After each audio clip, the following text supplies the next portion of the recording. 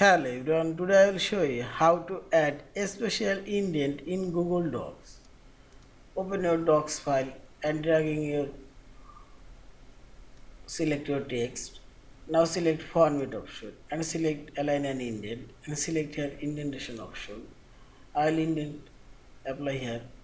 Here you will find this special indent option and select here. I will indent here hanging and choose here to and select apply and see this hanging indent already applied.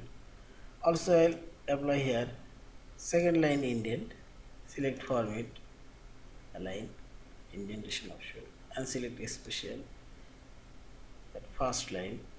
Now select apply and see this first line indent already applied. Yeah. Thank you for watching. Please subscribe, like, share and comments.